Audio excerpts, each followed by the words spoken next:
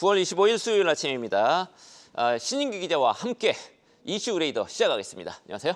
안녕하십니까. 자, 오늘 핫 키워드 4개 보겠습니다. 금값, 대왕고래, 요즘 테마주이죠. 엔캐리 트레이드, 그다음에 포스코 홀딩스, 장윤아 호의 포스코 지주사입니다. 첫 번째, 금값부터 보겠습니다. 금값 연일 급등세를 보이고 있네요. 맞습니다. 이번에 금 선물 가격이 12월물 기준으로 트로이 온수당 2,680달러를 넘어섰습니다.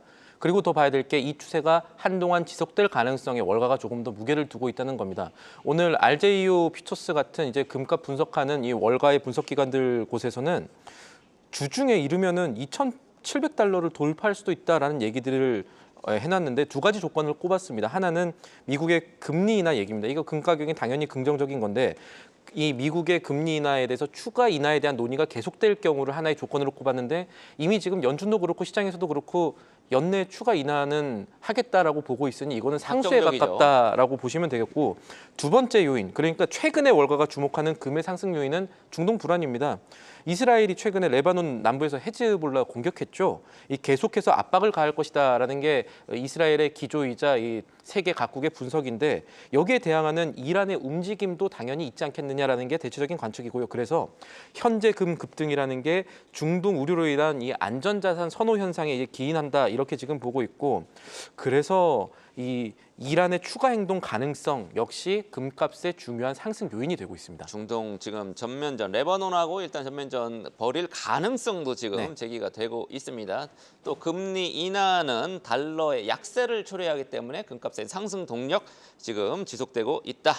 금값이 지금 계속 뛰고 있는데 관련 종목들도 좀 있겠죠? 맞습니다. 저희가 살펴봤을 때 그동안의 이 과거 사례를 보면 당장 금 관련주라고 하면 몽골의 이 귀금속 탐사, 광물 탐사권 있는 뭐 엘컴텍이라든가 뭐 IT센, 그리고 한국 금거래소 관련주들이 이제 상승 흐름 보였는데, 최근에 이 돌아보면은 아까 제가 말씀드렸던 금값의 상승 요인이라는 것이 해운주의 상승 요인과도 지금 일치하는 경향성을 보입니다. 뭐냐면은 중동 불안이 되면은 운임비가 상승하는 물류난 얘기를 하게 되거든요. 이 가능성이 지금 단순하게 중동 불안뿐 아니라 또 다른 모멘텀이 있는 것으로 보여지는데, 아마 30일 날 결정이 나겠지만 미국의 주요 항만들이 반세기 만에 파업할 가능성이 대두가 되고 있습니다. 그렇게 되면은 이 물류난 이슈가 더욱더 커지게 되면은 어떤 주들이 움직이게 되느냐를 봐야 되는데, 당연히 해운주, 그 안에서도 조금 더 민감하게 움직였던 페노션이나 대한해운 같은 관련주들이 같이 금값의 상승 논리와 함께 움직일 가능성 역시 투자 측면에서 살펴볼 부분이겠습니다. 알겠습니다. 자, 두 번째 이슈 보겠습니다. 지금 대왕고래 프로젝트, 뭐 일종의 뭐 테마주인 것 같아요. 근데 개인적으로 뭐 테마주는 좋아하지 않습니다. 항상 올랐다가 다시 떨어지더라고요. 오늘 빅 이벤트, 또 다른 이벤트가 예정이 돼 있다면서요? 예, 오늘 이제는 유전이라고 안 하고 동해 심해 가스전이라고 합니다. 이 대왕고래 프로젝트, 동해 심해 가스전 이 탐사 프로젝트 2차 전략 회의가 오늘 산업부에서 주재합니다. 산업부의 주재가 있고, 지금 최근에 이 관련해서 알아야 될 게 상당히 진척이 되고 있다. 그리고 빅 네임들이 관련해서 나오고 있다라는 점이에요. 일단은 8월부터 석유공사가 해외 투자 주관사 이 선정 작업에 돌입을 했고, 이 대왕고래 프로젝트가 이르면 이달 중에 2차 로드쇼까지 있을 예정입니다. 2차 로드쇼라는 건 쉽게 말하면 투자 설명인데, 1차 투자 설명회에서 이 사우디의 아람코라든가 이탈리아의 에니, 그리고 엑소모빌 같은 오일 메이저들이 지금 같이 해보겠다, 이렇게 협업을 타진했다라는 것들이 지금 알려졌고, 그리고 산업부에서 2차 전략 회의 이후에 추가로 방향이 어떻게 되는지 발표를 하겠다고 얘기를 했습니다. 그래서 이 이벤트가 만약에 확정이 된다면 이 발표 따라서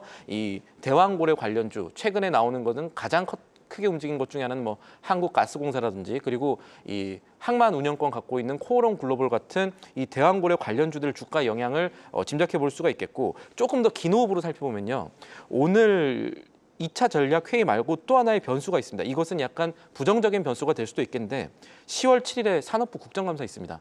이때 아마 가장 중요한 얘기들이 대왕고래와 관련한 얘기들이 될 것 같다는 얘기들이 국회에서 조금 나오고 있습니다. 왜냐하면 지금 정부가 최소 5차례의 시추가 필요할 것으로 보고 있거든요. 한 번에 1,000억씩. 그래서 20%의 성공률이다. 그래서 5번 하면 되지 않겠느냐라는 그런 논리들을 펴고 있는데, 예산을 감안하면 두 번째 시추부터는 해외 투자 받아서 해야 될 것 같거든요.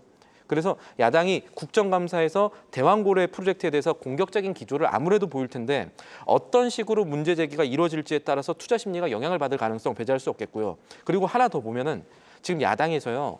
500억 원 이상의 외국인 투자에 대해서는 국회 승인을 받는 법을 준비를 하고 있습니다. 그래서 이 법의 통과 여부에 따라서도 이제 대왕고래 관련주는 중장기적인 변수 함께 보셔야겠다라는 점도 말씀을 드려야겠습니다. 그렇군요. 좀 복잡하네요. 어찌됐든 오늘은 대왕고래 관련해서 산업통상자원부가 주관하는 2차 전략회의가 예정이 돼 있습니다. 네. 관련 주가 흐름 오늘 지켜봐야 되겠습니다. 세 번째, 엔캐리 트레이드 청산 얘기가 나올 때마다 우리 굉장히 두근두근합니다. 이거 좀 불안하죠. 한국은행이 엔캐리 트레이드 청산 관련한 보고서를 내놨다고 하는데 어떤 내용입니까? 최근에 하느니 굉장히 파격적이고 뭐 시끄러운 한은 만들자고 이 이창용 총재가 뭐 얘기하면서부터 교육 관련 정책도 내놓고 여러 가지 있다고요? 재원도 그렇고 이 보고서들 계속해서 주의 깊게 볼 시점이 됐는데 이 거시경제 측면에서도 꽤 재미있는 보고서가 어제 나왔습니다.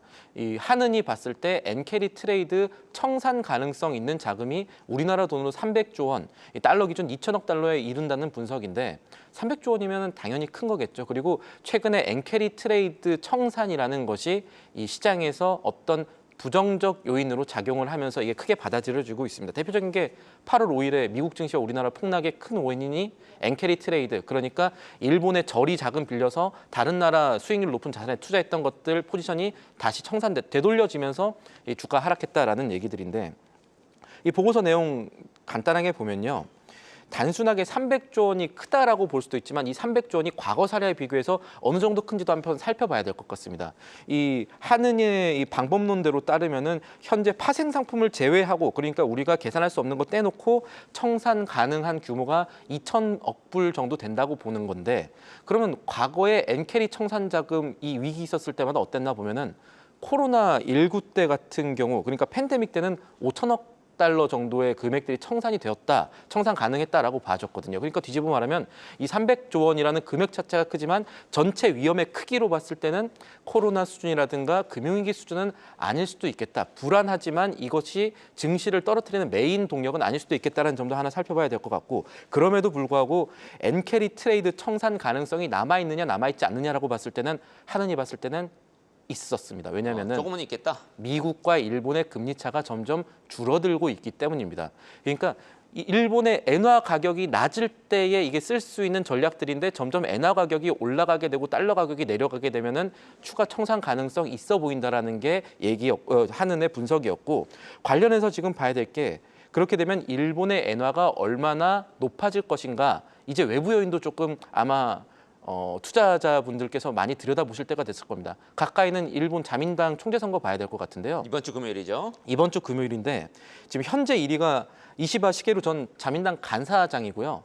엔화가 조금 더 약세를 띠려면 그러니까 단순하게 거시경제 측면에서 엔화가 약세를 띠려면은 지금 2위하고 있는 극우 인사입니다. 다카이치 사나에가 아마 되는 것이 아베노믹스를 추정하는 인물이기 때문에 엔화의 절상 압력을 좀 낮춘다는 부분에서 그래서 시장의 어떤 불확실성을 조금 떨어뜨린다는 측면에서는 이런 가능성도 조금 생각해 봐야 되지 않나. 2위에 무게를 두어야 되지 않나 뭐 이런 얘기들도 나오고 있습니다. 알겠습니다. 미국의 기준금리 5.0이고요. 일본은 0.25%입니다. 요 격차가 좁혀질 거라는 얘기고 그러면은 엔화는 충격을 받을 수 강세 있다. 쪽으로 갈 가능성. 미국은 이제 뭐 5.0에서 계속 낮추겠죠. 장기 중립금리 2.8까지 예상을 하는데 일본은 올릴 거고 그러면서 지금 현재 어젯밤에 143엔까지 이렇게 지금 흐름이 조금 강세 쪽으로 간밤에는 방향을 틀긴 했습니다만 이게 조금 더 강세로 갈 가능성 우리 신 기자가 지금 같이 짚어봤습니다.